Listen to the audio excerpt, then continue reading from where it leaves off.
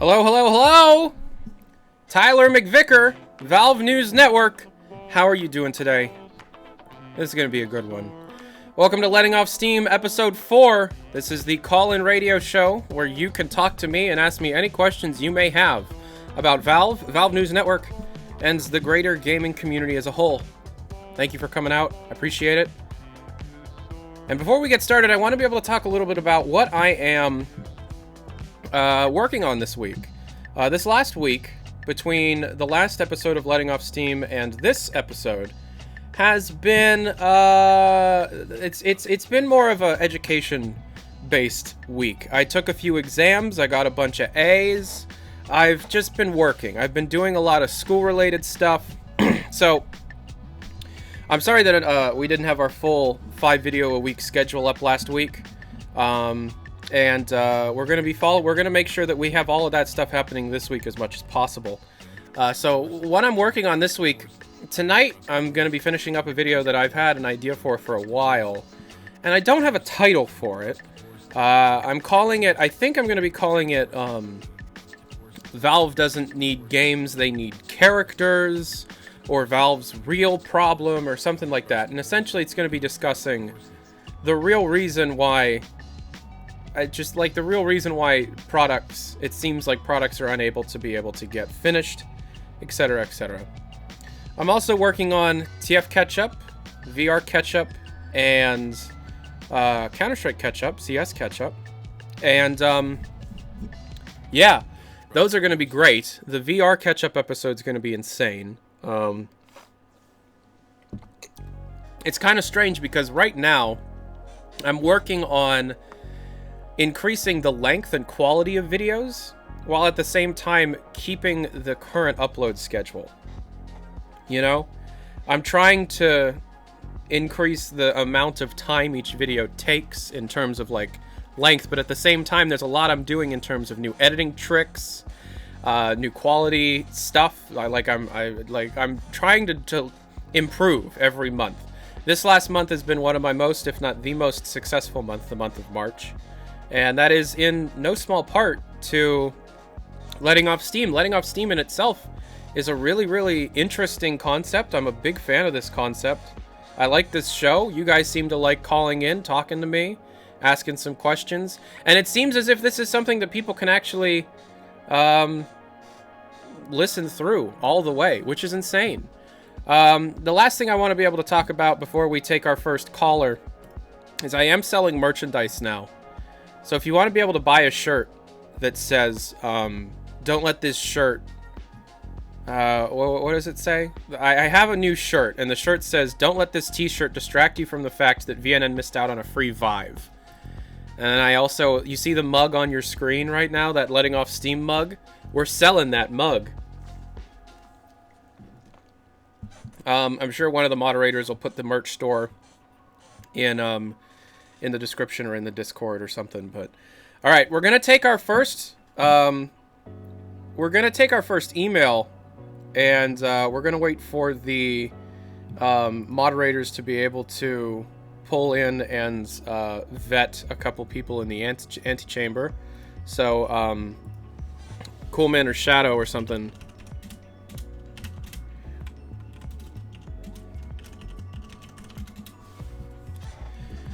We're going to take a look at an email here. How's everybody's day going? I hope everybody's day is going well. Give me just a quick second here. This first email is from Vincent. Simple question. Why did Ricochet fail as a game? I thought it was fun and simple, but the game's pretty much dead. Ricochet came out, I think, in the year 2000? 2001? In case you guys don't know, it's like the meme of Valve. It's the Valve meme game. Ricochet is a multiplayer Half-Life mod where you just throw discs at everybody. You just keep throwing discs. And then once you throw those discs, you try and decapitate people with the discs. And that is Ricochet. That is as far as Ricochet pretty much gets. And why did it fail? Ricochet shipped, I think, with 3 maps and a single game mode, and then the ability to have like a 1v1 tournament kind of thing. The thing that was planned for Ricochet actually ended up not really happening until Counter-Strike Source. Ricochet, at first, was supposed to be Valve's very first experiment into games as a service platforms. Ricochet was supposed to be a constantly updated multiplayer Half-Life mod, where new content would be releasing consistently, and people would be coming back due to new content being officially added into the game. If you look within the files of Ricochet itself, there are cut models that aren't used of like soccer balls and stuff. There were different game modes that were planned at one point. There were different maps, there were different game modes, and Ricochet was going to be this platform. It was you know, what eventually became the system that keeps alive Team Fortress 2, Counter-Strike Global Offensive, Dota 2, Artifact to a significantly lesser extent. Started experiments with Ricochet, and that was the original intention of Ricochet. The problem was, and according to everybody involved, Ricochet was really boring. It's a fun little game, sure, but no matter what kind of maps you add in, or custom game modes or whatever, the game's core does not go very far past fucking... It doesn't go very far past throwing discs at people and bouncing them off of the few walls that exist in the maps. You know, there isn't a whole lot that they could have done with that, and so the idea of a constantly updated stream of content didn't really start happening until Counter-Strike Source in the truest sense, even though you could make the argument that Team Fortress Classic and Counter-Strike Original, like 1.0 to 1.6, had frequent updates for a short period of time, where new content was added in over time. That did happen. We're going to take our first caller. This caller is Ghost. And I don't have the ability to... Oh, there you go. Hello! Hello there, Ghost. Hello! Hi. Hi! I just wanted to ask what you think are the essential VR games are, like that anyone who owns a Vive should play. Okay. That's a decent question. Okay, so what are the essential VR games for anybody that owns a VR headset, a Vive, things like that? There are different tiers in my eyes of what the different essential VR games are. And it really depends on how much you have your VR, how far you are in gaining your VR legs. And by that, you know, the lack of motion sickness through smooth locomotion. The absolute best VR games, in my opinion, are Beat Saber, Pavlov VR. Those are the two games that I keep coming back to. Beat Saber and Pavlov VR. They keep getting updated. They keep getting new content. They're incredible, excellent examples of a very simple system that anybody can pick up and understand. Beat Saber obviously is a bit more simplistic than Pavlov. Pavlov has its problems. However, with the most recent Pavlov update, that's now, oh my god, it's fantastic. And Beat Saber, of course, is phenomenal. So those two games, obviously. But then you have your single-player experiences, which are a bit shorter, usually. And for those, you have things like virtual reality is essential. I Expect You to Die is essential. And Job Simulator, the newly released Vacation Simulator, looks fantastic. And then there's a few other little ones here and there, but to me, the most essential games would be Beat Saber, Pavlov VR, I Expect You to Die, and virtual reality, by far. If you haven't played any of those 4, you have a lot of stuff to do. It's really, really great. Obviously, there are other games that are out there that I don't play incredibly frequently, that people seem to really enjoy. Onward, Hot Dogs, Horseshoes, and Hand Grenades. Those are 2 that people just absolutely adore. And then you have a few other ones. Ubisoft just put out a AAA multiplayer called Space Junkers that I will be covering in the VR episode, and I haven't really played a whole lot of it. But there are good ones. And then some people would think Fallout VR, Skyrim VR, and Borderlands VR, those kind of things. In my opinion, the games that take an already existing pancake property and convert it into VR is not something that you want to be able to support as much as traditionally built from the ground up VR titles. Because if everybody goes out and says Fallout 4 VR is the best thing ever, which it's not, it's broken as hell, even years after its release, it will give everybody the idea that the things that Fallout 4 VR does, the best things are not the games like Skyrim or Fallout where they just converted a game. All right, I hope that answers your question. Those 4 in particular: Beat Saber, Pavlov, I Expect You to Die, and virtual reality. Those are my 4 essentials. Thank you very much for calling in. Appreciate it. All right, we're going to be taking a look at another email. Let's pull one up here. This one is from Chance. Do you think the Index will have eye tracking? No. No. There's nothing that really points towards it having eye tracking. There are a couple of patents that we're going to be taking a look at in the next VR video that speak more towards the the Index's double lens system, where they have these 2 lenses stacked on top of each other that can like move.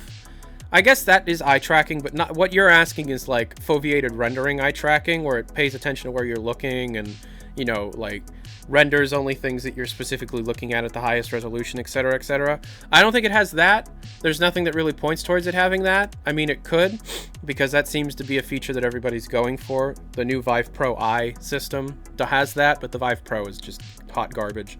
The double Fresnel lens system thing looks insane, and that's going to be the big optics improvement that you're going to be seeing. It mitigates the screen door effect far more than the Vive Pro does. Instead of just brute forcing it with higher resolutions, which would then require better computers, they're trying some lens trickery to be able to try and get away from that. This double lens system also seems to do something crazy with the FOV. Much wider FOV in a more condensed space, you know. It's not that's more of a simple question, so I'm going to take another email. Big question, Tyler, what is your dream update for Team Fortress 2 or perhaps any other Valve game? My dream update of any Valve game is obviously one for Team Fortress 2. Team Fortress 2 is the game I care about the most in terms of their multiplayer space, and I think that's a pretty obvious claim for me to make. A dream update for me would be one that includes a campaign. A dream update for Team Fortress 2 for me is one where you have a single player campaign added. And this campaign has, because I'm saying a dream, I understand that what I'm about to say is a whole game in itself and would take years to produce, but it's my dream. So I'm gonna say something insane. My dream update is a game or an update or whatever where you get to play small 2 to 3 hour single player scripted story driven campaigns mechanically similar to Half-Life 2, where you play as each of the classes and through those small campaigns learn the backstories of each of the classes. So you would be in Boston with the Scout growing up, learning how to be the Scout. You would be, you know, in Texas as the engineer, you know, be learning things from his father, you know, really learning the backstory of each of the characters. And then once you beat the game, it'll let you play each of these campaigns as any of the other classes. And even though it wouldn't canonically make any sense for, you know, the spy to be in Boston in the 60s, they would still like change some of the dialogue so that it still makes a little sense in the moment. That's my absolute fucking dream. Period. And it would be really interesting if they took the Half-Life game design philosophy, level design philosophy, which works and which is, you know, it works. Essentially what I'm saying is you have these linear Half-Life and Half-Life 2's level design, linear puzzle sections where it's point A, point B, and then you hit an arena with, you know, Combine or the HECU trying to attack you, and you need to flank and fight these different enemies in that arena. Wouldn't it be fucking crazy if the arenas were just maps from Team Fortress 2, given some kind of canonical explanation of where they exist? So imagine you're doing like this linear section, and then all of a sudden, the arena you're fighting the enemies is Two Fort, or it's Harvest, or it's Dust Bowl, and then you beat them, and then you move on. That's my absolute dream. That is my dream piece of Team Fortress content, period. And it would also be really fucking cool. Let's get even bigger with this dream. So instead of being completely Half-Life 2 inspired, where you never take control away from the player 100% of the time ever. Instead of that, imagine you would have to take control away from the player once in a while, because you couldn't have it be seamless, like one big shot, because then you would never be able to transfer between different points in each of the class's lives. You would need, you would need to be like, oh, the scout's a kid, oh, the scout's a teenager, oh, the scout's in his 20s, oh, the scout gets, he's added into Team Fortress and all that. You would need like the backstory, and so you would need separate levels as different points in each of their lives. And so to separate each of the levels, imagine if you had Meet the Team expiration date quality Source Filmmakers shorts as cutscenes. With all of the classes, with the different characters and side characters that you learn about in the comics. Like the heavies, you could have his sister being around with her, like showing her love, making necklaces out of ears. Oh. You would need to imagine Source Filmmaker shorts as the cutscenes in between each of the segments. I've thought about this a lot. That is my not only is that my dream update, that is my dream thing. That is period. My absolute piece of content at Valve. That is my ultimate dream. My ultimate dream is not Half-Life 3. It's what I just told you.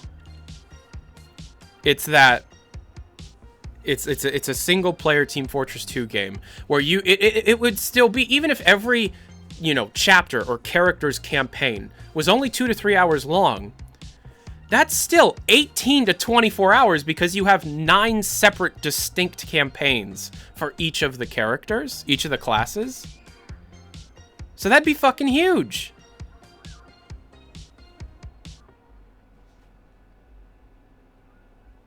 So that is my dream. That's my dream.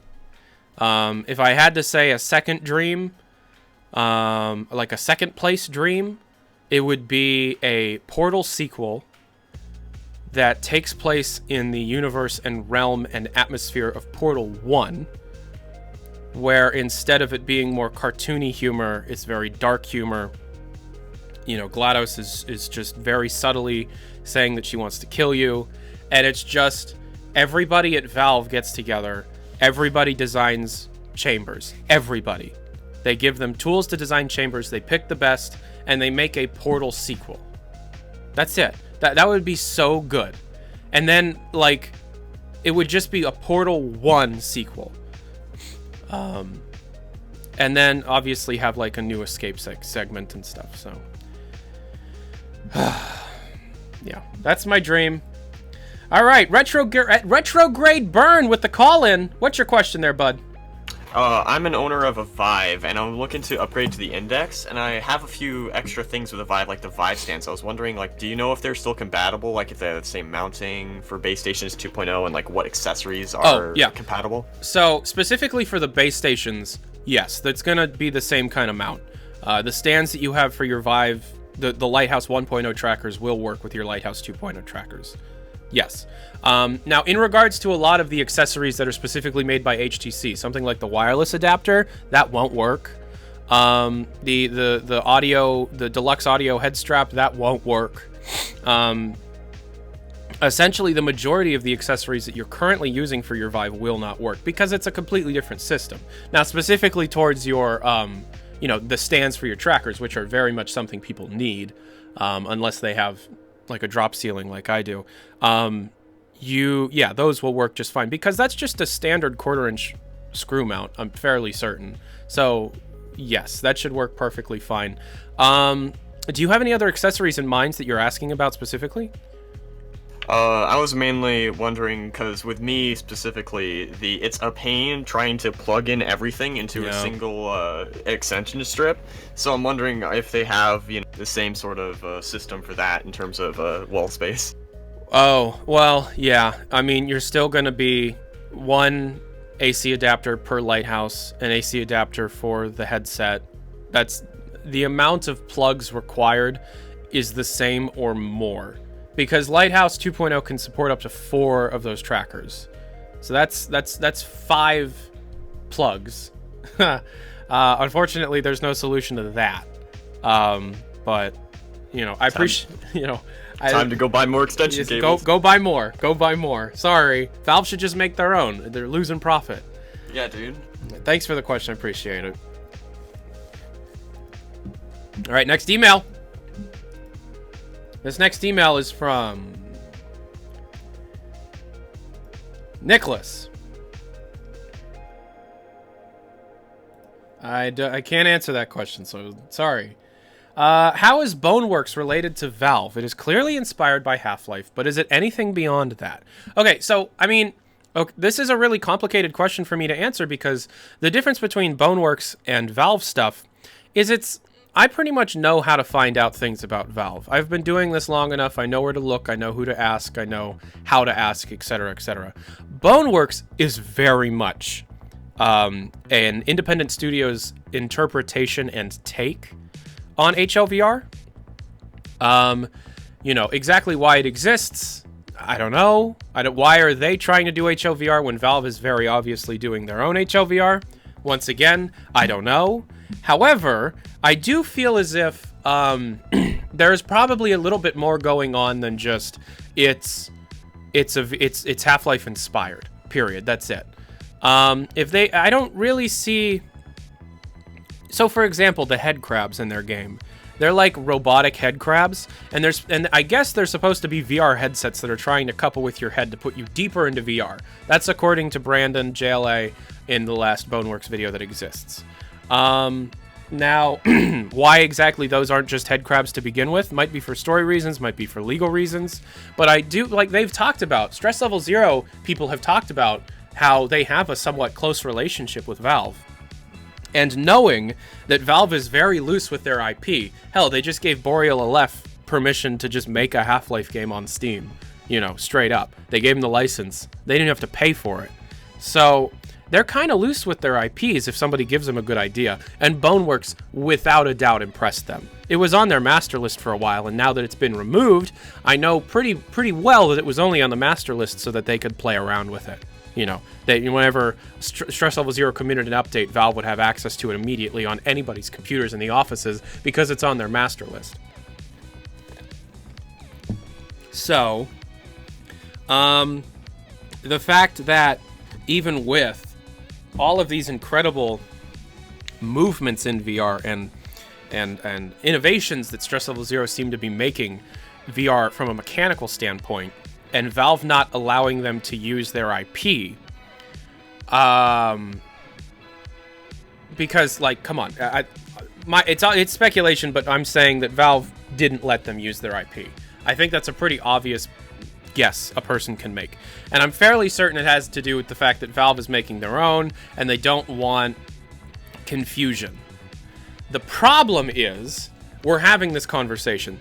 I think Valve didn't want people to look at the Stress Level Zero stuff and go, holy shit, that's HLVR. And then actual HLVR comes out, and mechanically it's not as innovative, or mechanically it's not doing the same kind of things, and people might want the indie version over Valve's version. So they might have wanted, them to not take the IP just specifically for that reason. However, we're having this, like I said, we're having this conversation, so it didn't work. There are people that's like, hey, this obviously looks like a Half-Life game. What the hell is going on? So I don't know. And if you don't know about Boneworks, look it up. It's made by Stress Level Zero.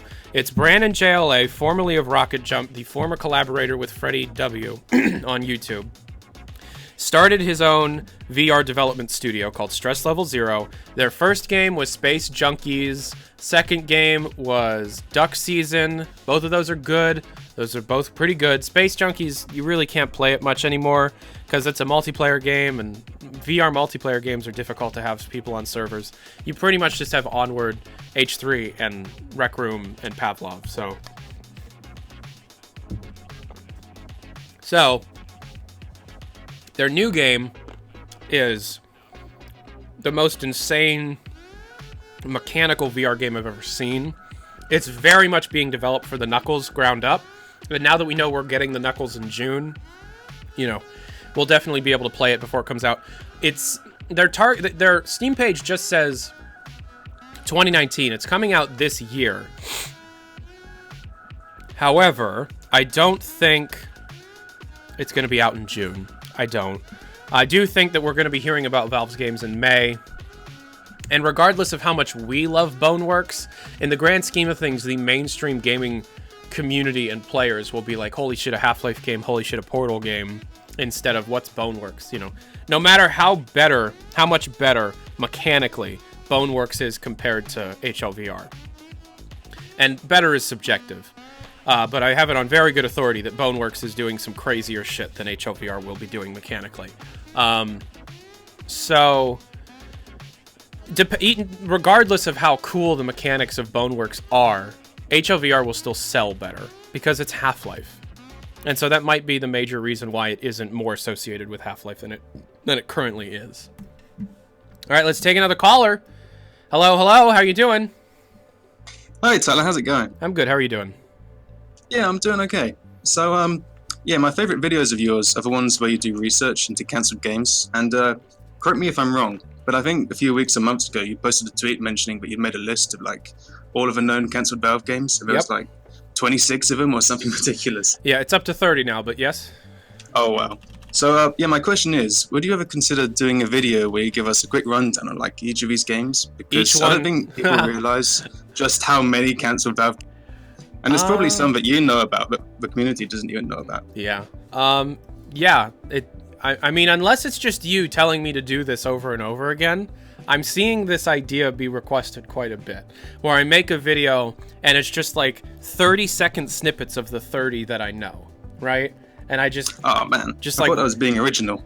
Well, I mean, it's a good idea, you know. Would I do it? Yeah. I should probably do that. You mean, even if I were to do 30-second snippets, that's still 30 games. How long is that? So 30 times 30 divided by 60, that's a 15-minute video, not counting introduction and patron credits. So that would take a little while. That would take probably a few weeks to make proper. Because so one of the problems is that for some of the canceled games, Stars of Blood, let's say, there's a lot we can say about Stars of Blood that has yet to be said. There's a lot of concept art out on the internet. There are some design documents. There's an FGD file. You can do a pretty significant, sizable video on Stars of Blood by itself that I've yet to do. But something like Team Fortress Rome, which in itself was more of an evolutionary step between TF2 Invasion and the version we got, there's like, I don't even, like, it could just be the 30 seconds, and that's it, based on what we know publicly. So I would need to be able to stress that not every single one of these will get a whole video, because there just isn't enough. However, what ends up happening sometimes when I do mention things is that people will come out of the woodwork and be like, oh, I know what that was. I worked on that years ago, or I knew somebody that worked on that years, and then new information comes out. So all in all, it's just a win-win to make a video like that. And you know what? I'm going to put it on the list. We're going to do that video next month. Fine. We'll do it. We'll do it sweet. next month. Expect that in May. All Valve's canceled games. Hey. All right. Congratulations. How do you pronounce your name? Con. Congratulations, Con. I'm gonna put you in the description. Thanks. Oh, thank you very much. To Con. All right. Yeah, we'll do that in May. All right. Sweet. Thanks All right, for the have a good question. one. Yep. All right, we're gonna move on to another email. This one is from Tyler. Great name. Hey, Tyler. Tyler here. Big fan of rhythm games and VR, and absolutely love Beat Saber. However, with its success and Harmonix releasing Audica so recently, I'm beginning to worry that VR will end up becoming predominantly rhythm games versus shooters and brawlers. What are your thoughts, or my fears misplaced? I haven't played Audica. In fact, I don't know anything about Audica. Is it good? It's a VR rhythm shooter. Oh, it just came out. Okay, I'm gonna have to take a look at this. That's by Harmonix. How did I miss this? How did I miss that? I went through... Sorry, whatever.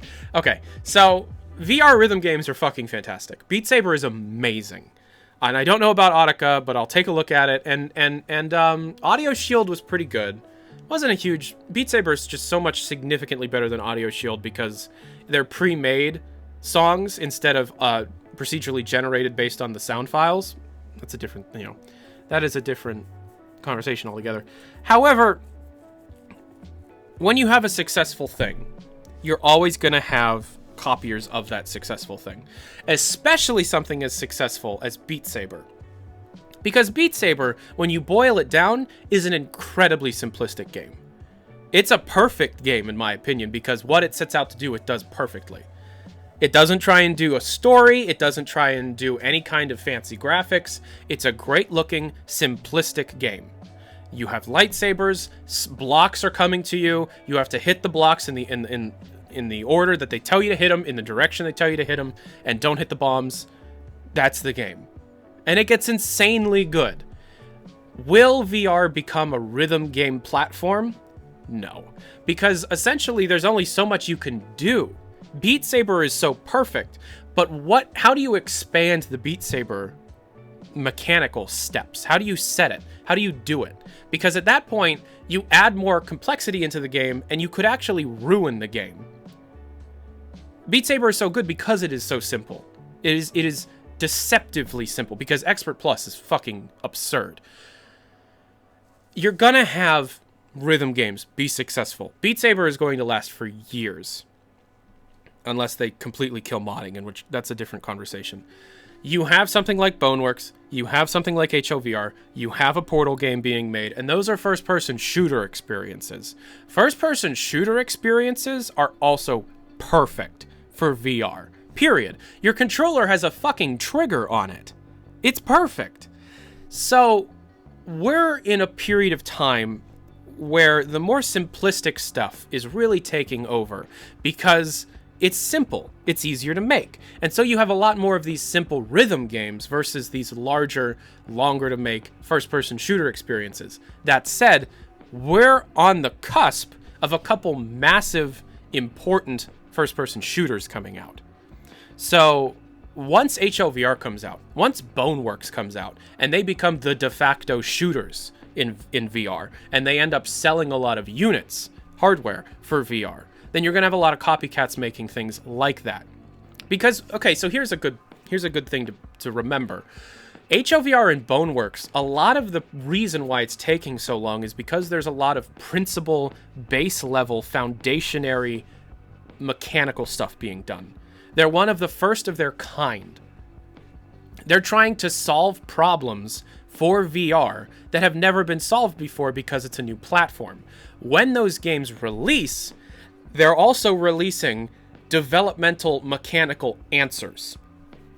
So other companies could take a look at Boneworks and take a look at HLVR and say, okay, so that's how you make a VR first-person shooter. It's only going to take us 1.5 years to 2 years because we're not doing mechanics. We're not doing mechanical development. Valve and Stress Level Zero already did that for us. We're just going to develop interesting stories, interesting campaigns, interesting levels, interesting art.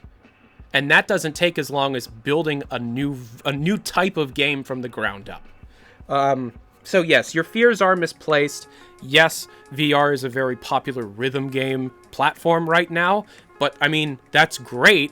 Beat Saber is a game that you could arguably have had on the Wii, but that's arguable. And I haven't played Audica, but I'm working on a VR video, and that I need to play every recent release. No one told me about Audica, so I'm gonna have to take a look at that. But no, I don't think VR is going to devolve into just, it's the rhythm game headset. It's the helmet you wear when you want to dance. I don't think that's what VR is becoming. Excellent question, though. All right, the next caller is Red Zone. Hello, Red Zone. How you doing? I'm doing fine. Yeah, my question is, how do you feel about custom HUDs, and does it help the community itself? For TF2? Yeah, for TF2. Custom HUDs are really fun because, well, they can serve two purposes. They can serve very much as like an independent personalization feature. You can make your game look any way you want when you can customize the HUD to an extent. But it's also a professional feature because there are HUDs that are significantly better for a professional player because it gives them much easier access to very important situational information. What's really interesting is that TF2 has a very popular HUD scene. You have some creators that work on some very successful pieces, add-on content for Team Fortress 2 unofficially. And Counter-Strike Global Offensive used to have custom HUDs. A lot of people don't remember this, but years and years ago, you had the ability to customize CSGO's HUDs significantly, and they took that out in 2013 for some reason. I still don't understand why. I asked them directly why, and they said because competitive mode everybody loves, and it's the most important thing ever.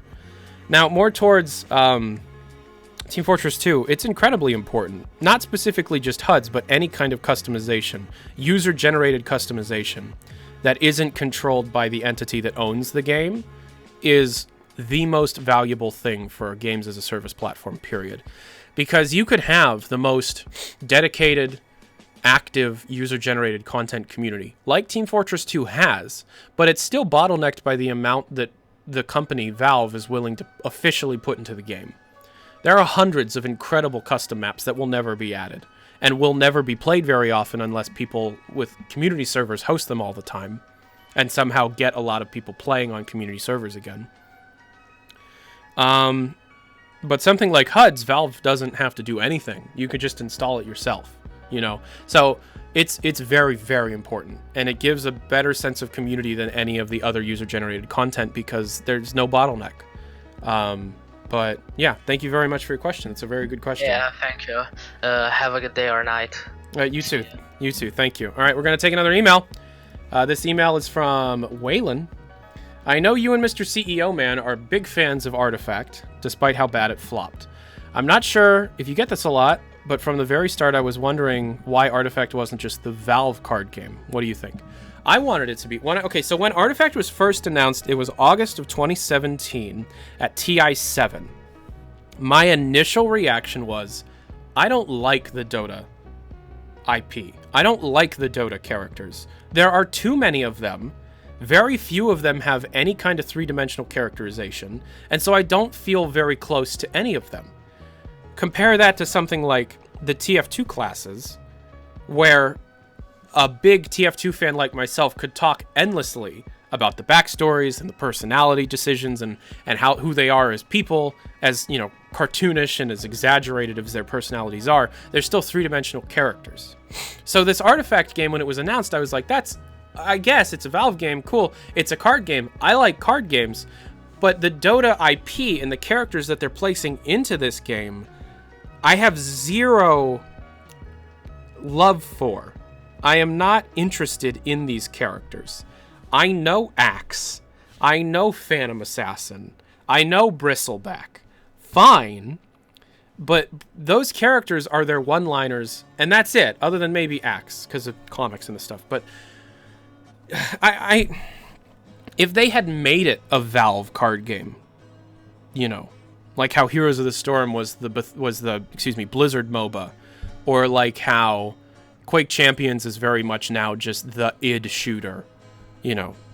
If they had done that, it could have been more successful. It probably would have been more successful, because you would have been able to customize the boards, and the boards could have taken on any of Valve Games' appearances. Imagine you could choose between, oh, Aperture Science, oh, City 17, oh, Black Mesa East, Ravenholm, Zen, Two Fort, Dust Bowl, Dust 2, and you could choose, like, the customization, monetization, customizing stuff.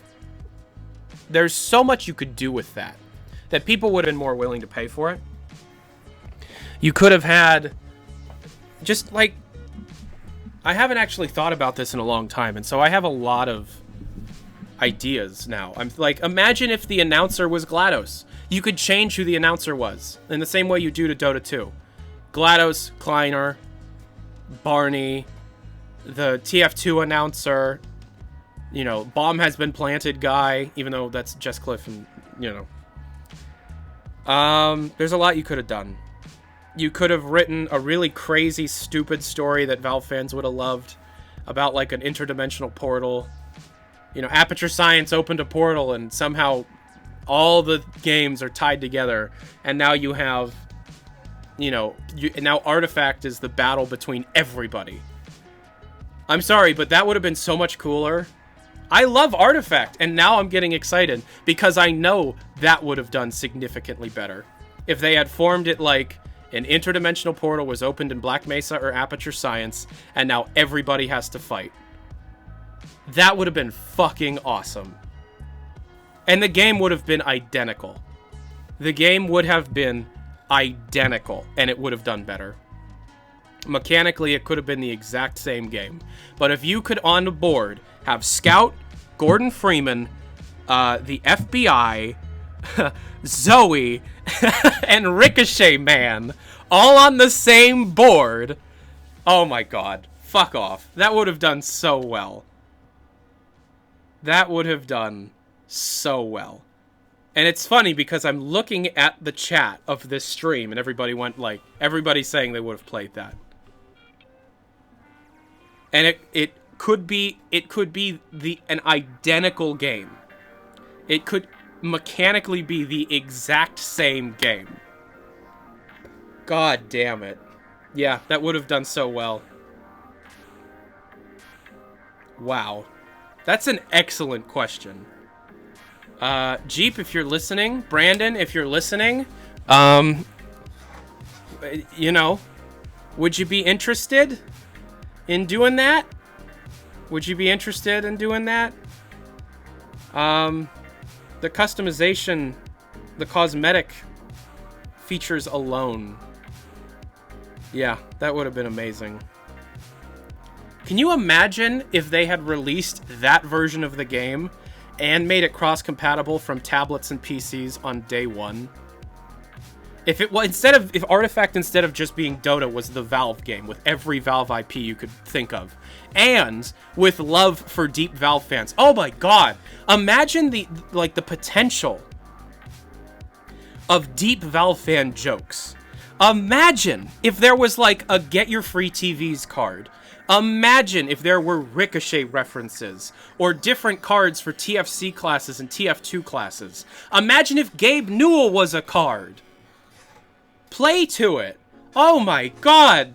Oh my god. Info player start is a hero. I am actually angry because I am getting myself excited about this idea. Oh no.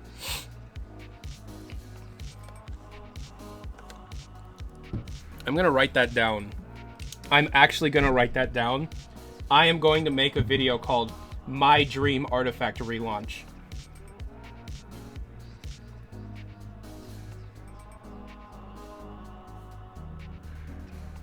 That'll be in May.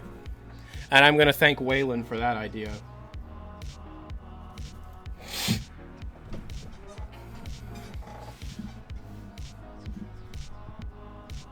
Is he serious? That sounds awfully tacky, says Simon, a person from the Secret Shop podcast.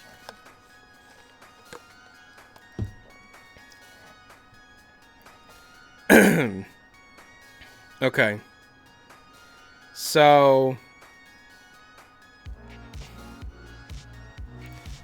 we're gonna take another caller.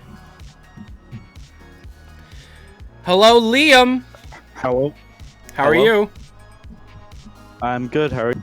I'm doing great. How are you doing? Oh, you just said. Thank you for calling. What's your question? Okay, so the Valve HMG is called the Valve Index. Correct. My question was, why is it called the Valve Index and not the Steam Index, like the Steam controller, the Steam Link, and the Steam machines? I don't know. That's a good point. So it has been speculated by other people other than me and me that Valve Index is more so than just the name of the headset and is a name that they're going to be putting to a lot of their major hardware development things, because like it's the Valve Index headset, the Valve Index controllers, the Valve Index trackers. Okay, the Valve Index console, the Valve Index TV box, the Valve Index graphics card. It's the Valve Index headset. The Valve, you know what I'm saying? So I think it has something to do with the fact that the next Steam controller could very well be called the Valve Index controller or something like that. I obviously speculation, you know, but I think the major reason why it's not called the Steam Index has more to do with them trying to distance themselves from the Steam controller and the Steam Link, because it doesn't necessarily have anything to do directly with Steam, even though you use Steam to play on it. It's a good question, but there's really not a whole lot I can say about it, because I've never actually thought about it very far. And I do think it has something to do with marketing, and I do think it has something to do with other hardware stuff that we don't know about yet.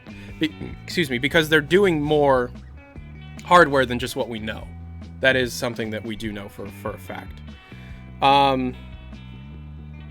Yeah, I'm sorry that that's not as long of an answer as some of the other ones, but I do appreciate your question. Thank you for calling. Thank you. Have a good day. Okay, let's take another email. That last artifact question, though. Oh my god. Okay, next one. This one's from Quan. Big fan. Thank you. I just wanted to know on your opinion of should HOVR having non-VR mode, or should it just be a VR game? So it depends on what they end up doing. It depends how you could have a mode or part of a mode in HOVR be playable or only playable on just a computer. And I've talked about this before, how I've heard about, you know, how HOVR may have a co-op mode, or there was a cooperative Half-Life in development at some point that's asynchronous, where one player is in VR, one player is on the computer. I've talked about this in the past. The only way you could have any part of HOVR be on the computer and it be a good thing for VR as a platform is if it was the asynchronous cooperative thing. Think about it. You're playing the VR game with your friends, but your friends are in VR and you're on the computer. And you're having a good time because what you're playing is good, but you also see your friends in VR on your screen doing things you can't do. That is an advertisement, more so than it is an experience. It's both, but it is an incredible advertisement, because you're going to look at your friends, people that you know, have fun in VR while you're having fun on the computer, and your friends would be like, you gotta get this, you gotta get this. And then you go out and you buy a headset. Even if it's not the Index, you buy a headset. And that, once you have the headset, will make you buy everything else. All the other games. They don't, you know. So that'd be an excellent way to bring people in. Now, should HOVR's campaign, the single-player portion, allow people to play non-VR? No. Because if you could play it without VR, what is the point of buying VR? The whole point of developing HOVR and the other two VR games is so that people buy more hardware. They need hardware saturation at a much higher percentage than it's currently at. And unless they come out with a game that you can only experience on that hardware, that is best experienced and pretty much only experienced on the hardware, you're not going to be selling units. So I don't know. That's my 2 cents on it. Thanks for the email, though. Gonna take another caller. This next person is Blue. Hello, Blue. Hello. How are you? I'm fine. How are you? I'm doing great. What's your question? So recently, the TF2 team, it went down to 2, and everyone got panicked. Yep. And I was wondering, what is your view on the future of TF2 as a game? Because people are saying after the heavy update, it's just going to be stopped. What do you think of that? So the 2 thing came from me, and it came from it came from a person who apparently had a tour at Valve and was told that there were 2 people. As far as I know, this person did have a tour, but that doesn't matter, because what he was told was misinterpreted by the person that told me about it. I got in contact with some people, and as far as I can tell, that 2-person claim is 3 different things happening at the same time, all causing misinformation, all causing a misunderstanding. There's the Valve Hawaii trip right now, and so that cut down the number. And the 2 people they were talking about were people, quote-unquote, supporting the game, which in Valve speak means programmers. So there are 2 programmers in the offices during the Hawaii trip. That's true, but that doesn't count artists, level designers, audio engineers, writers. That doesn't include anybody, just that's essentially everything. And that also doesn't include any programmers that were on the Hawaii trip that week. So the 15 number we've been told a couple weeks ago also stands. Both of those can exist at the same time. Now, your other part of the question, talking about after the heavy update will everything stop, there is 0 way of telling. It's completely up to the team if they want to continue. Is it possible? Oh, I'm sorry, go ahead. I was just worried, like, because TF2 is like a great game and all, but I'm just worried that Valve can say, oh yeah, not making enough money and just gonna get rid of it. Oh, that wouldn't be, if the only way it would stop is if the people in the team just wanted to work on something else. Valve, Gabe would never come in and be like, stop. That's not how they work. TF2 is successful enough, it adds enough value, it's fine. If the TF team wanted to work on it until they all retired, they could. They're in a position where they could do that. It is completely up to the team if they want to do it. That's it. So, do I think it has a future? There's a huge possibility we're going to be talking about TF2 updates until I'm in my 40s. But there's just as much of a possibility that this is the last update. It doesn't, there's no way of telling. So, It's a shame. well, I mean, it's both a shame and it could be a huge, like I said, I'm 22 and we could be talking about this when I'm in my 40s. Because Dave Riller's in his 40s and he's not going to be retiring till 65. And he might just want to make TF2 maps until he's done. So, it's completely up to him. It's completely up to them. And that is both the benefit and the curse of Valve. Because in the same way that we still haven't had Episode 3 or Half-Life 3, we can have Team Fortress 2 for 20, 30 years. We totally could. All right. Thanks a lot. Yeah, no problem. Thanks for calling in. You're welcome. Have a good day. You too. All right. So, next question. This is an email from Gabe, not Gabe Newell. What was some stuff from Left 4 Dead 3 or the Left 4 Dead 1 and 2 betas that could end up in Black 4 Blood, like the Retired Engineer or the Screamer? Okay, there's nothing from Left 4 Dead 3 that will end up in Black 4 Blood. Period. And Left 4 Dead 2 was very much a Valve project, whereas Left 4 Dead 1 was very much a Turtle Rock project. Anything within the Left 4 Dead 1 beta could very well end up in Back 4 Blood, and I feel like it will be. Specifically, the darker look, the darker tone, it not being a movie. That whole shtick of Left 4 Dead 1 being a movie started when Turtle Rock went to Valve, and now, there you go. You could see some older designs for characters, some older designs for zombies. You could see the darker tone. You could see some cut. You could see Damn It make a return. The cut campaign for Left 4 Dead 1. They could polish that up, release it for Back 4 Blood as like a special DLC or something. Yeah. Back 4 Blood is years off, though. I have been told, I'm on the press list. As soon as there is something to see or play, I will be one of the first people seeing or playing it. However, they announced it so they could recruit people to help work on it, so it is very much in pre-production. You're years off from hearing about it. So, I do think that when we do hear about it, it will look like Left 4 Dead 1's beta in terms of its atmosphere and its look.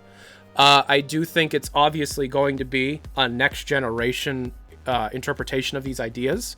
A lot of things being iterated on. But I do think in terms of its atmosphere, it probably will borrow quite a bit from the beta of Left 4 Dead 1.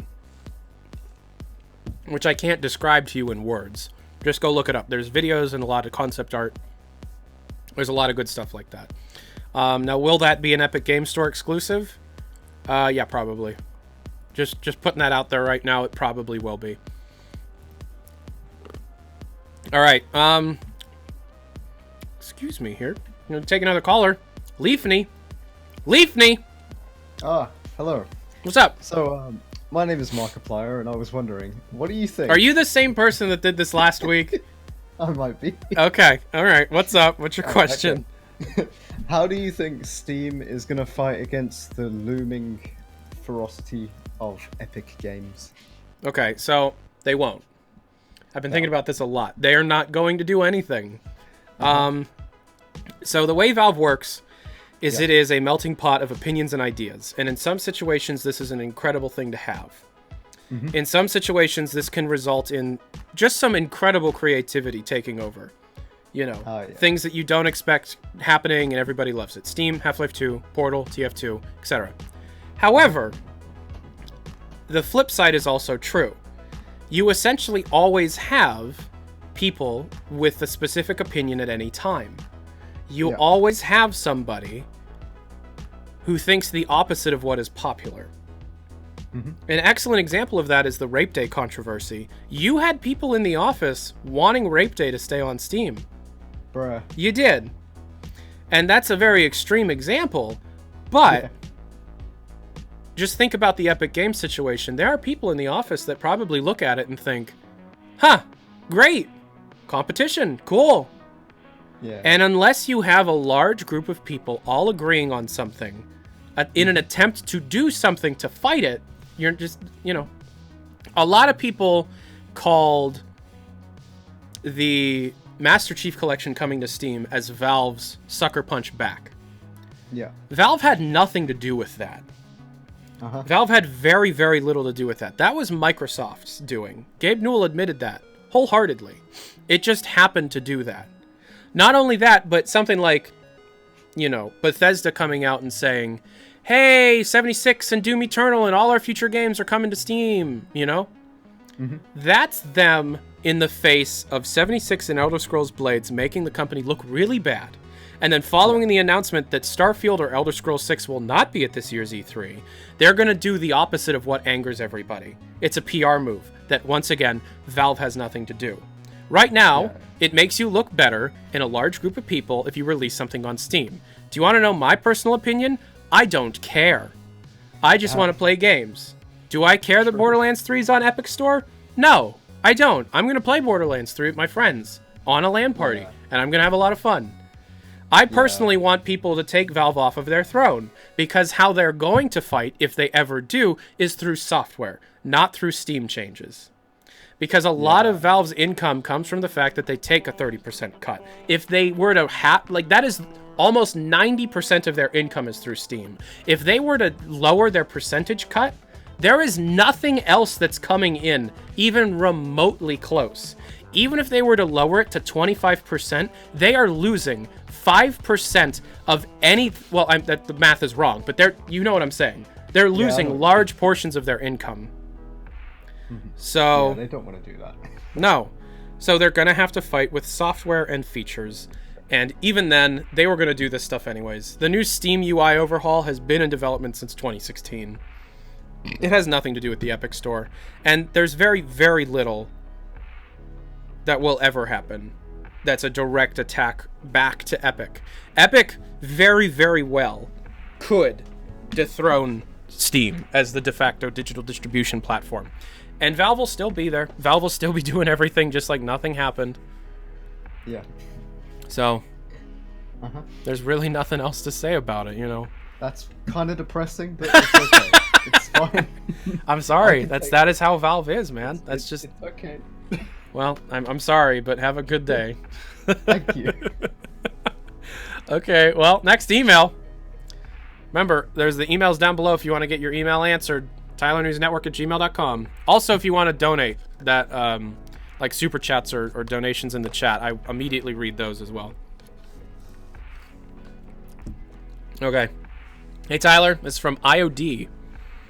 Regarding Valve's infamous way of keeping outside communication for progress on projects to a general minimum, do you think it'll ultimately do more harm than good? Do you think we'll see a change in the future?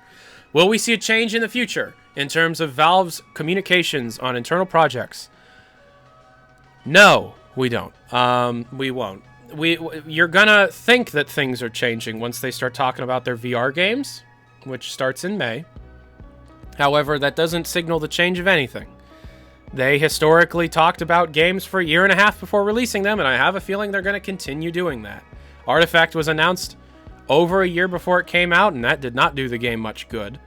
And, you know, I feel like as if it's very possible that it does do more harm than good if you don't talk about a specific project for over a decade. Hint, hint, wink, wink. However, I do feel in the modern gaming scene, and I have talked about this quite a bit, that if you are you know, if you're the kind of person that, well, if you talk about a game only a few months before it comes out, that hype cycle is pretty fresh and a lot of people are going to play your game. If you talk about your game for a long fucking time, the modern gaming media is going to just ruin the game for you before it comes out for clicks. So, I think it probably does more good than harm. The only harm you're really causing are people like me, and I'm very rare. So, you know. Next caller. Hello, hello. Hello, hello. How are you? I'm good. How are you doing? I'm very good, thanks. My question is, you tweeted earlier today that You tweeted earlier today asking people what they thought about Team Fortress 2 in VR. What personally do you think would Valve need to change about Team Fortress 2 to make it compatible with VR? It would be a completely different game using the IP. So that tweet is just me. If I have information, I will state something as fact, not as a question. You know, this is something that I've thought about a lot. One of the VR games is multiplayer. I know that much. And all of the VR games are utilizing already known IP to be able to sell. Because if you're trying to sell not only a new platform, but a new franchise, it's going to be a lot more difficult to make that sale. And Valve has some of the most beloved IPs that have been dormant for years. So bringing all of them back all at once is a huge deal. So, you have a Half-Life game. It looks like you have a Portal game. So you either and then you have a multiplayer game, and that's either going to be Counter-Strike, Dota, Team Fortress, or Left 4 Dead. And I think I'm torn between Left 4 Dead and Team Fortress. It's no way it's Counter-Strike, that we already have Pavlov, and it's no way it's Dota 2. Especially not after Artifact, especially not after, you have a near complete Left 4 Dead game just sitting in their vaults. They very easily could do that, but I do like thinking about what you would find in regards to a Team Fortress game. Would you find something specifically like what I've described before, but like cooperative, like a campaign-based shooter? Or would you find a multiplayer shooter that's, toned down on the movement mechanics, but at that point, is it even Team Fortress? I really don't know. I just think I just would like to see the IP be utilized a lot more. And I have a feeling that out of all of Valve's multiplayer IPs, there's probably more love for Team Fortress as a franchise more than anything, in regards to the characters and the lore and the placement and the humor and all that, versus Counter-Strike, which is a mechanics first game. Or Left 4 Dead, which is very much the experience with other players more so than the story itself. The story's great, but Team Fortress's lore is probably more loved, and I think they want to be able to play to people's nostalgia and feelings as much as possible to sell units. So I really don't know mechanically what they would end up doing. There is a lot you could do with the player without getting them sick if you're smart enough, but Valve is very much teleport only, so I really don't know.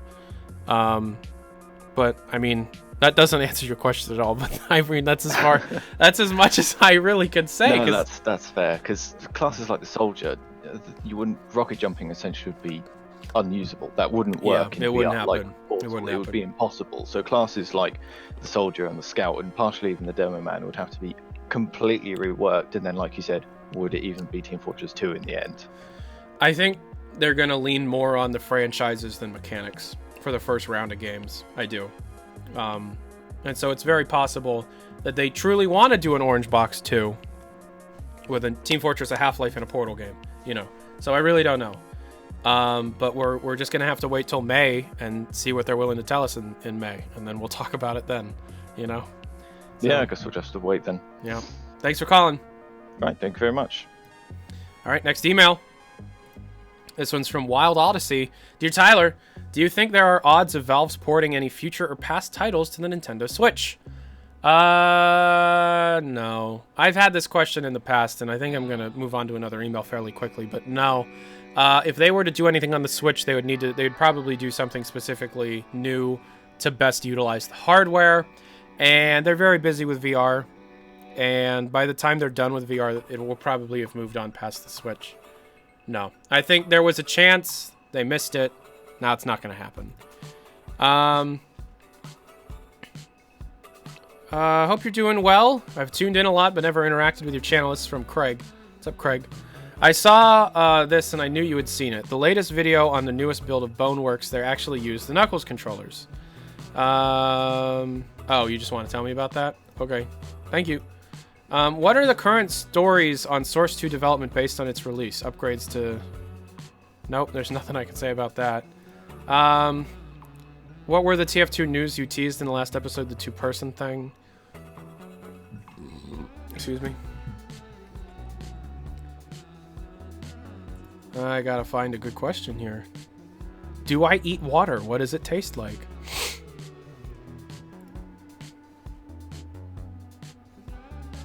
Alright. I played through the original Half-Life expansions last week, and it made me wonder about someone else being the main protagonist.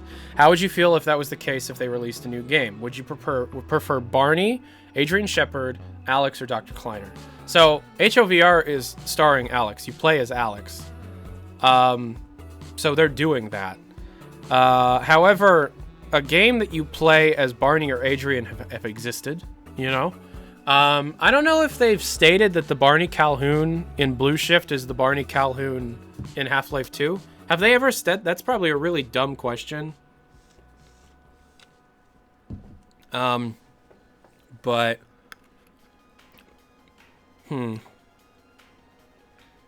I think, the Alex Vance thing for HLVR is going to be probably what I'd want to see.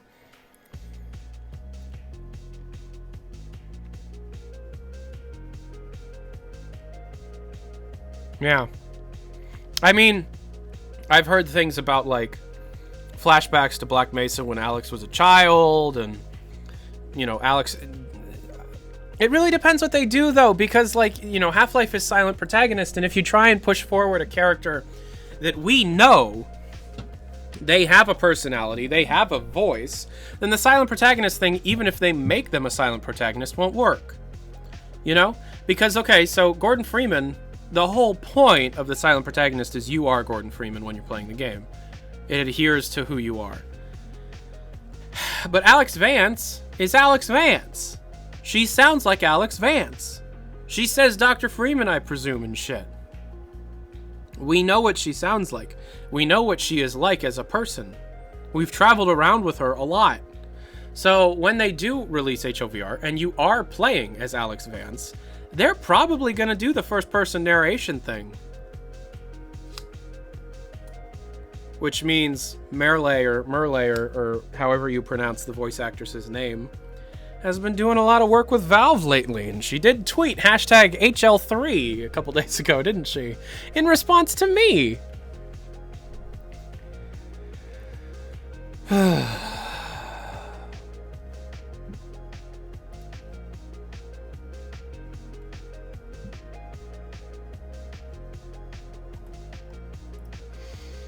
Would you play a TF2 spin-off based on the original Mercenaries? When I say original, I mean the beginning of the feud between Blutark and Redman. I mean, it would still just be TF2, or you'd be remaking TFC. Mechanically, that would be very similar to Team Fortress Classic, what you're saying.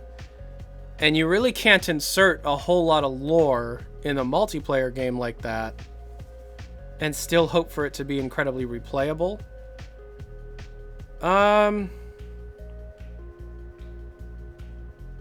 I don't know. I would play it, of course. Would I enjoy it? I don't think it'd be much different. All right, take another caller. Hello, caller.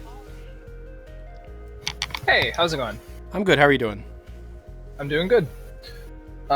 Just playing a jump map while waiting. So my question is a little long-winded, so bear with me. Mm-hmm. So, you've stated before that like you have a lot of like unconfirmed information just from the HL3 video on its own. It's easy to tell that you have like piles and piles of just like information that you haven't said anything about because you don't know if it's a 13-year-old trying to troll you or not, or an actual disgruntled Valve employee. Just to give us like an idea of how much info you supposedly have how many like Google Docs like page documents of just like stuff do you have that you just like, okay, throw it onto the pile?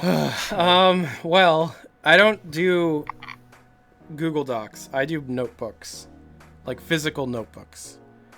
Google Docs can leak. Notebooks, you need to be in my house. That's how serious I take that stuff. Okay, interesting. I have a lot. So the Mechanical Arm 2015 Half-Life 3 video. I first heard about that stuff in October of 2016. And I held on to it for over 2 years, trying to find confirmation. And I did.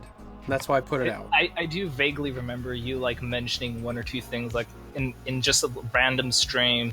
Yeah. It's just like, yeah, it's really annoying when a Valve employee gets annoyed and like cancels an entire game by themselves. Yeah. And I'm like, wait, what's he talking about? And then 2 years later, you made that video. So there's a lot that I know, and a lot of it is impossible to truly confirm. However, lately I've been having more fun with it. You know, I have been a little more loose with the information, kind of testing the waters, see how Valve will react. And I can honestly tell you they've not said a fucking thing, so, you know, they don't really care, it doesn't seem. Unfortunately, a lot of what I know isn't even game related. It's just like internal politics type stuff. You know, this person fought with this person did this and got fired, you know. However, that said, I do have a general understanding of about, well, far more canceled projects than I lead on to believe publicly. I also, you see, well, I mean, this is kind of a dangerous question for me to answer because some of the stuff that I probably know could probably get me in a lot of trouble if I talked about publicly, you know. But to give you an idea, there's probably, so, you know those notebooks that are like 3 subject notebooks? Where it's like, sure. they're like, there's like different like dividers between the different subjects. And so they're like thick ass notebooks. Right. I have about 5 of those filled. Filled? Yeah. Jesus Christ. So, like, I keep notes. I keep notes, but the problem is that you run into is, like you said, you don't know who's the 13-year-old. And that's a risk that modern me is not willing to take a lot of the time, you know? If things were a lot looser, if people weren't so much on edge, I'd be a lot more willing to talk about some stuff. The problem is... You're not willing to risk telling people that Half-Life 3 is coming in 5 years, winky face. Exactly. However, when the VR games come out and everybody's kind of had a chance to breathe, I might be willing to delve into some, like, you know, VINN campfire stories kind of videos where I just... Because I don't have visual anything for 90% of this stuff, you know. So, yeah. I mean, I did announce that I'm going to be showing off some screenshots from a canceled Valve game soon. I did say that. And I've held on to those for a long time, so... I'm slowly talking about this stuff, you know. But... yeah, it's a dangerous game. You can get yourself into a lot of trouble if you don't treat things with the respect that they deserve. And you could piss off a lot of important people if you don't do things properly. And I have pissed off a lot of important people in my life. So, yeah, it's really it's probably the most difficult part of the entire job is figuring out how to do that properly. Just what information you can actually talk about. Yeah, and figuring out how to communicate with people respectfully, yet still getting information, how to confirm things, how to ask, who to ask, the whole networking side of things, note-taking side of things, that interviewing trick that if done correctly works every time, but is almost impossible to do correctly, where you approach a person asking for information that you already have so that you get them willing to talk about something that's not as bad, and then you start saying more details on it that make them think that you know more than you do so that they delve into more than they're supposed to. That's really hard. But that's like journalism 101 kind of stuff. Like, they teach you that in journalism school. And that was a trick that I picked up in school. Thank God, you know, one of the few things I've learned in school. But I hope that answers your question. You know, Absolutely does. Thank you. So we have a donation from Slither. Do you think the Index will do Steam games only, or will it be open to for games on any platform? Well, I mean, it's going to work through Steam VR only, and pretty much Steam VR is an open platform as it is. So the answer to your question is no, but the intention of your question is the same. It's very much open. Anybody can develop anything for it. You can download games from anywhere as long as they interact with Steam VR, they'll work. But Steam VR is required. So, and we got another donation. This one is from Bucky Bomb, $20. Thank you very much. If you want to get your question read, this is an easy way. Do you think HLVR, the other VR games, have taken into consideration the amount of modding that comes out of Valve games? Do you know if any way they've been designed in any way or to be torn apart and modded? The HLVR game I've been hearing a lot will be moddable. The Portal game, to an extent, probably. The multiplayer game, probably. Yeah, I mean, there's in our mind, user-generated content and modding are two different things. However, in Valve's mind, they're identical. And UGC, even for single-player stuff, is incredibly important to Valve. So you'll be seeing custom campaigns. You'll be seeing custom chambers, custom maps, that kind of stuff. You probably won't be seeing total conversions for anything other than HLVR. I have a feeling that they're going to let you use the shooting mechanics of HLVR, and you just create custom weapons and scenarios and essentially create your own games. Whether or not they let you sell those, it's up to them, you know, but I don't know.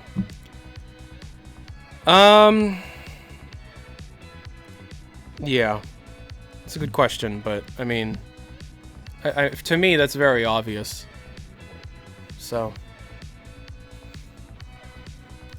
finding another email. Here we go.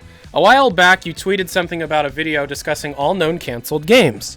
Has this video been released yet? If not, care to discuss? So I already said I'd be making that video in May, earlier on the show, but I appreciate it.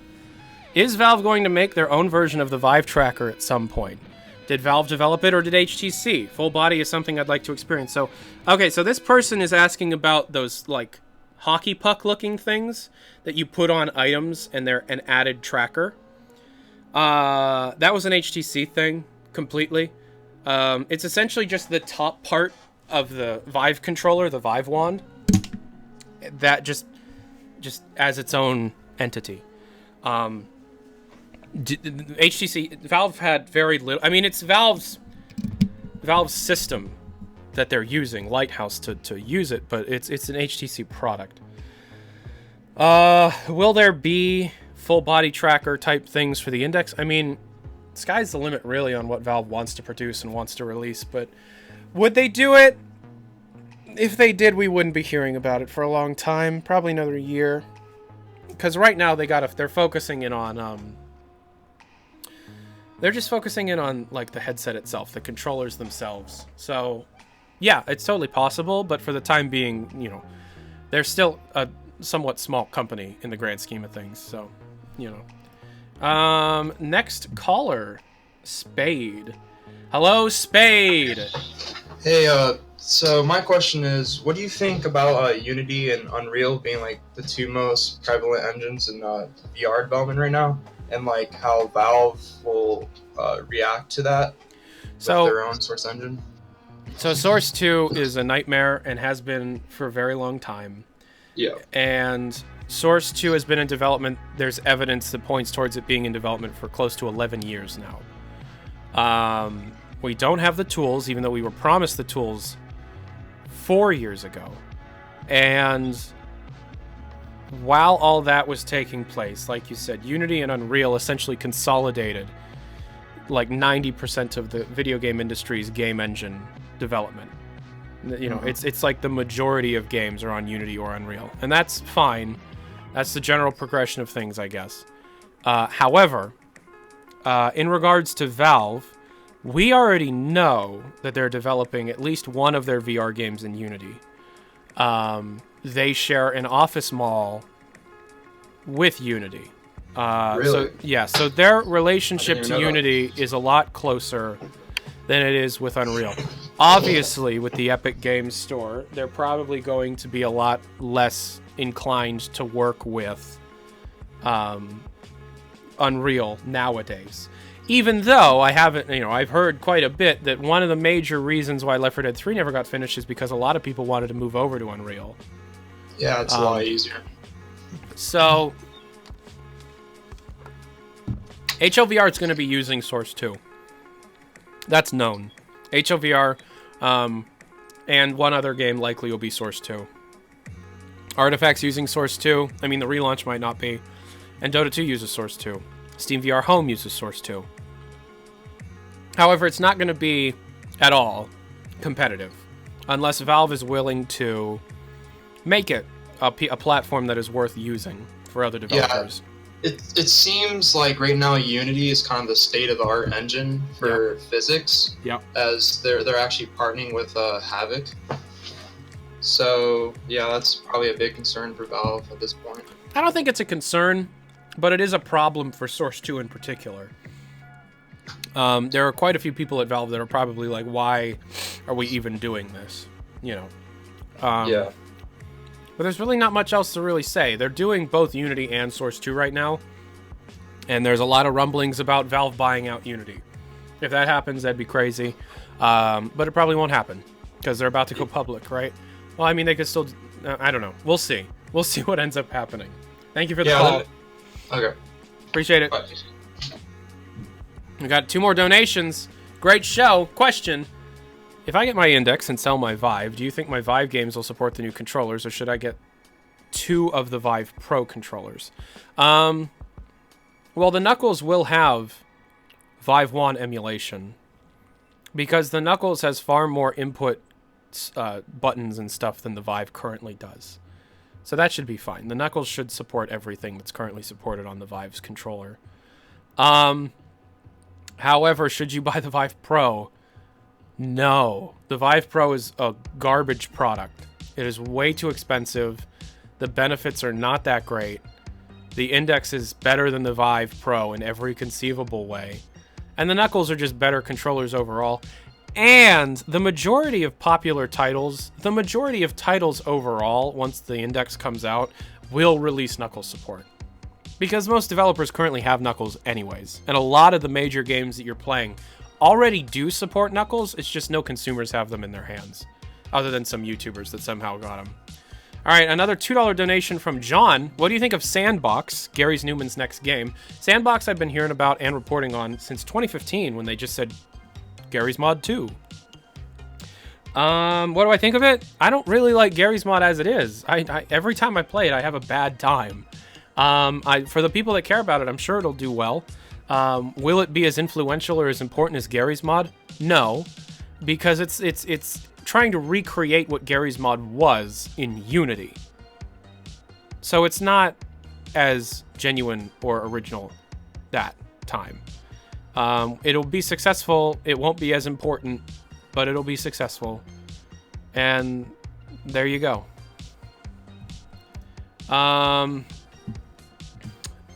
Now let's take a look at an email. What announced games are you looking forward to this year? I am looking forward to Doom Eternal, The Outer Worlds. I am looking forward to the new Pokemon games. Oh, it's in Unreal. It's in Unreal, not Unity. Okay. I am looking forward to Borderlands 3, the HLVR, Boneworks. I was looking forward to Vacation Simulator. That just came out today. What else? Oh, Link's Awakening. Mario Maker 2. Yeah. There you go. That's what I'm looking forward to. All right, we're going to be taking our next caller. The Mean Bean. Hi.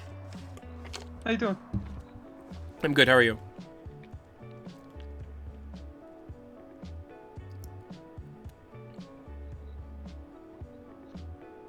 What's your question?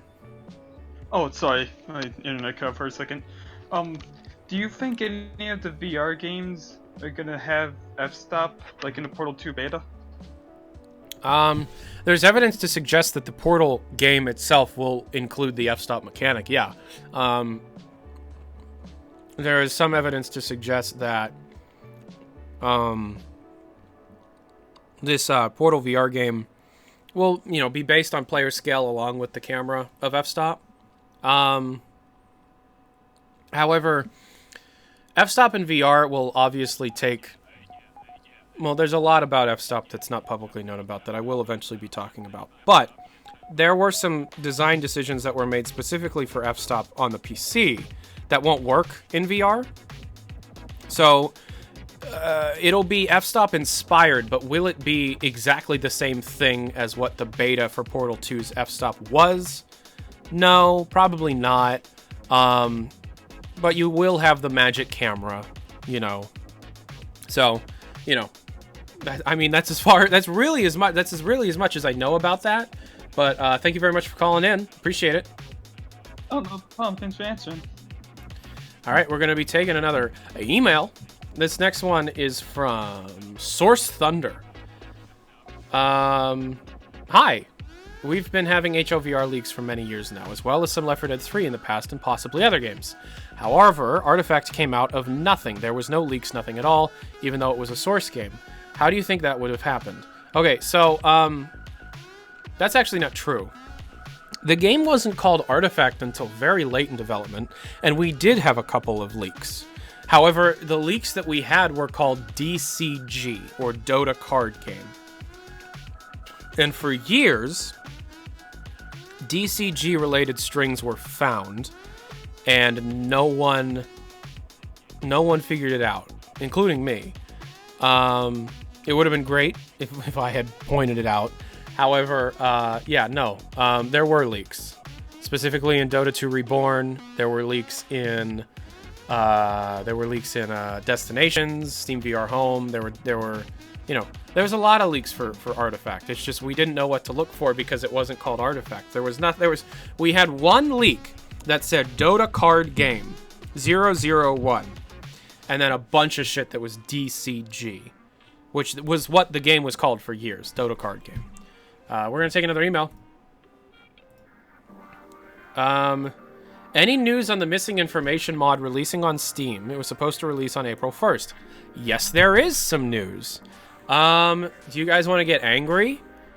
Missing information, in case you guys don't know, is the pinnacle of Half-Life 2's beta recreation modding scene and has existed for years. It used to exist as the Team Gabe and Love Tub, or the Gabe Love Tub team, or whatever they're called. Led by a guy named Scar T. I am a massive fan of Missing Information. I have been a massive fan of Missing Information far before I started doing Valve News Network. And a full Alien Swarm engine port of the current Missing Information build, the current version of the game you can get on ModDB, was supposed to be released on Steam. There is a Steam page. They went through all of the channels they needed to go through, and it's still not released. They tried to release it on April 1st, and it didn't get released on April 1st. So what happened? As far as I'm aware, Valve straight up told them, we're just not going to release this game. No explanation as to why they're not going to release it on Steam, but Valve, according to the people that work on Missing Information, were told by Valve they're not releasing Missing Information on Steam. And that pisses me off quite a bit, because Hunt Down the Freeman is still on Steam for money, and Missing Information is not allowed to go on Steam. Now, I could take a guess as to why they won't allow it to be downloaded on their servers. There could still be people in the offices that view missing information as utilization of thefted content. Even though the source of everything missing information has is now 14 years old. Oh god, wait, no. How long ago? 2003, 16 years old. And they're still upset because someone stole the stuff. Now, I understand that at the time, that was probably one of the most stressful things Valve has ever gone through. That's true, but it was 16 years ago. And that's bullshit. The missing information team recreates a lot of stuff from scratch. And they've, you know, as a person that's followed the development of their mod for years, you know, I remember when they were going to do like an episodic model. I remember, you know, when, you know, I followed everything. There's a lot of history to that mod. And there's a lot of stuff that was developed that has still not come out. And, you know, that team is very much from a very lost time where it was okay to be a dick to other people. That's a long story. You know, there were times on like the VCC back when it was just a face punch thread where like somebody was super excited that they figured something out, like, oh, the head from this UV fits on the body of this UV. Look, we have the original Samuel model.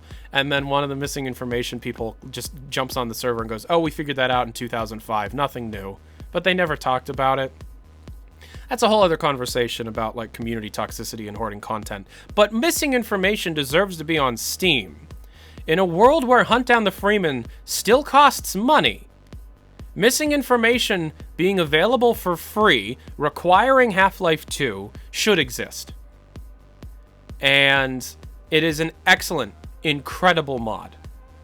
Their Borealis chapter, by far, or their Hyperborea chapter, is probably the best piece of content that has come out of the leak period.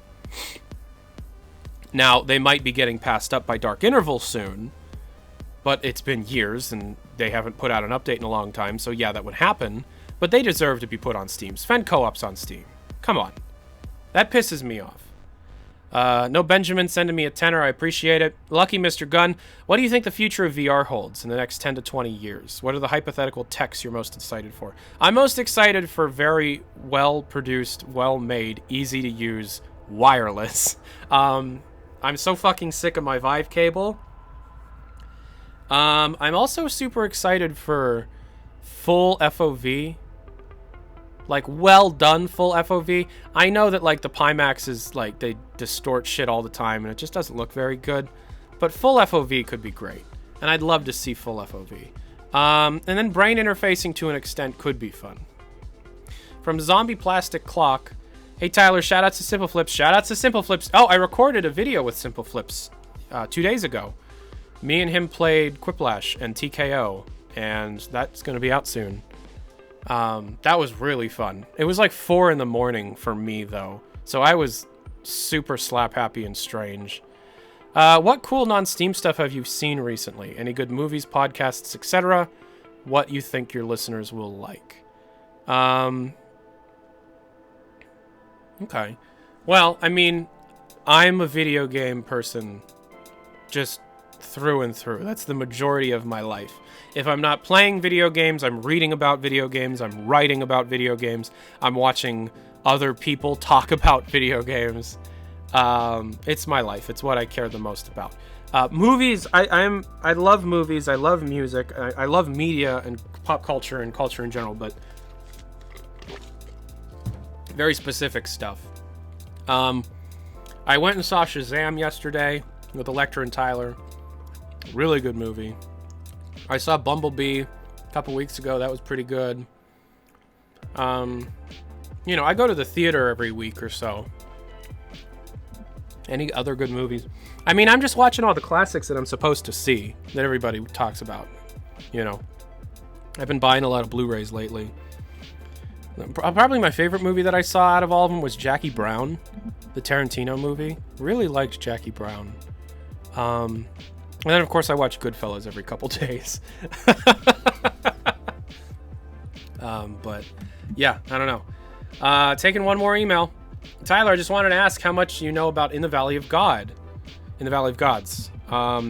Is it more of a Camposanto game in cooperation with Valve, or is it a Valve game? It's a Valve game. Valve doesn't own Camposanto. They absorbed the team. In the Valley of Gods is a Valve game. In the Valley of Gods is not being developed right now. In the Valley of Gods team is split between helping with the VR games get released or the Steam update getting released. So, yeah, they're on hold right now as far as I'm aware. All right. Rah-rah! What's up? Hey, Tyler. This isn't a question about Jabroni Brawl, but rather via TF2 community projects. What do you think about Team Fortress, the split of Team Fortress 2 Classic and Team Deathmatch Classic, and the mod Open Fortress, which has its own deathmatch interpretation, which was made by people who did not like the split and aren't happy with the direction Team Deathmatch Classic is going? Okay. So, let me give some backstory on what Ra is asking here. Team Fortress Classic was a mod that started development, I think, in 2015, maybe late 2014, with the original intention of recreating, like, the 2006 late development beta version of Team Fortress 2, with things like the syringe gun, right after grenades were removed. So things like the syringe, the actual syringe for the medic, the nail gun for the scout, the tranquilizer gun for the spy, etc., etc. The old models, the old the even further cartoonish look that it had. However, sometime in 2015, they started development on a deathmatch mode, and they released the first build of the deathmatch mode in summer 15, I think, maybe like fall 15, and it was great. However, it was had nothing to do with the original intention of the mod itself. Deathmatch mode included its own original character, the Deathmatch Mercenary, and it included a lot of original maps, which was great. However, the mod went silent sometime in 2016, and I mean, I've been pretty close with the team for years, on and off. And I remember I had a meeting with the team sometime in 2016, and then I didn't talk to him for a while, and then I had another meeting with the team, and I found out that the deathmatch portion of the game had separated into a separate game called Team Deathmatch Classic, and Team Fortress Classic was now its own thing, like with the original intention being brought back. My opinion on that is that it was probably what was best for the people that wanted to develop the original intention of Team Fortress Classic. Now, how things were done probably was not the best thing. Separate, because they didn't just turn them into two different projects, they turned them into two completely independent development teams. I forget what, it's Emanoma doing TF2C, and then you have, what is it, like Color Television, or I forget what they're called CompuColor Studios. CompuColor Studios is doing Team Fortress. They're two completely different teams with like different people working on them, no communication between the teams, and now it's a segmented development cycle. That's never good. If you segment, if you, I mean, the idea of like, okay, we're going to turn these into two different projects is fine if it was still just one team working on those two different projects. Like, I understand the want to separate out the deathmatch mode, turn that into its own thing, because it wasn't the original intention of the project in the first place. Separating the teams into two completely different legal entities, that's a different thing, because you're segmenting the development team of both mods and making it more difficult for both mods to come out. So, or games or whatever. Team Deathmatch Classic is like, I don't even know what's going on with that much anymore. Now, I mean, I've heard a lot of stuff about both TDC and TF2C. A lot of it, almost all of it, has zero confirmation to it, so I'm not going to be speaking to any of that. I'm speaking specifically to the games themselves, not the people developing the games. I mean, I'm going to play both of them, you know, when they're out. I have the development build of TF2C. The team is very nice. They're working with me on a couple pieces of content. The TDC team They're not letting me see anything right now. They're not taking any playtesters as far as I know. They've had leaks in the past, and there's just been a lot of, like, toxicity and drama, so I don't know. Now, as for Open Fortress, I've only very recently started hearing about this. I know very little. A lot of what I've seen of Open Fortress has been sent to me in the form of weird memes that I don't understand the jokes for. And I don't think I have enough of a information base to be able to really make a judgment on Open Fortress or talk about it really at all. It's called Open Fortress, so I have a feeling they're making it open source. Yeah, it is open source. I'm one of the people who's helping program it, like all of the game files and codes on GitHub right now. You can go download and play it this second if you wanted to. Well, that's cool. So I don't know. There's, I'll do more research into that, and I might make a video on it. I don't know. But thank you very much for the call. I appreciate it. All right, going to take another email.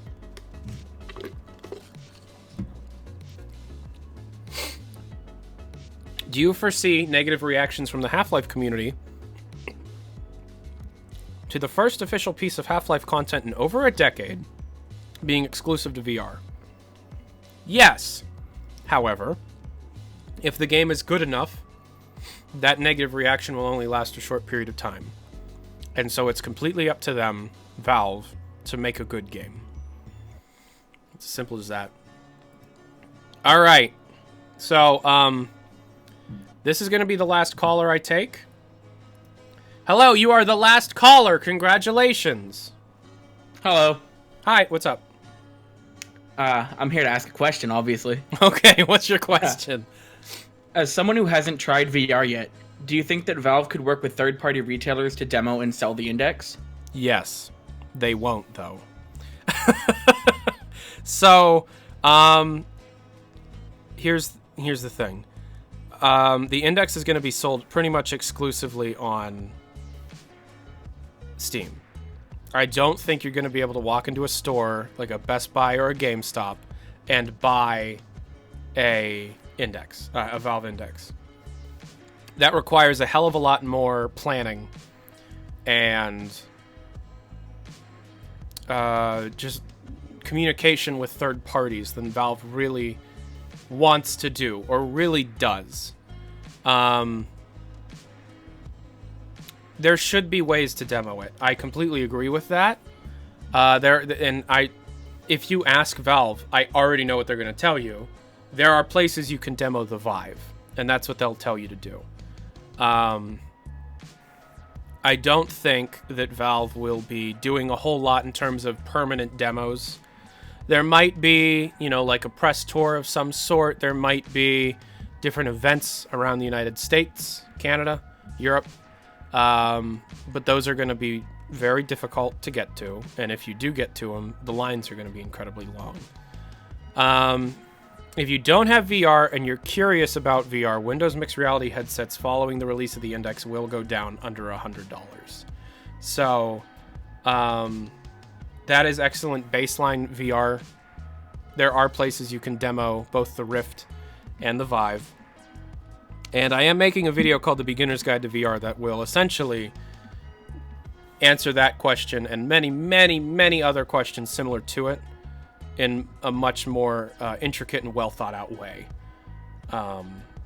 So I'm sorry that's not the answer you were probably looking for. But I was expecting. Yeah, I can't see Valve working with third-party retailers. I just can't. So, it would be a no from me. Thank you very much for calling in. Appreciate it. Thank you. All right. So, that was Letting Off Steam. I really appreciate everybody coming out today. I hope you guys had fun. I hope you guys had a good time. I would like to say that I really appreciate everybody calling in. I really appreciate everybody, supporting me over the years and getting to do what I do. I really appreciate it. I really, really love you guys. And, yeah. We're going to be doing another episode of Letting Off Steam next week, next Tuesday. Same bat time, same bat channel, 2:30, Tuesday. I'll see ya. Hope I can get you the remaining 3 videos this week. And, yeah, thanks to Thanks to Con and Waylon for the video ideas. Excellent video ideas. I really appreciate it. And yeah, I hope to talk to you guys later. Have a good night.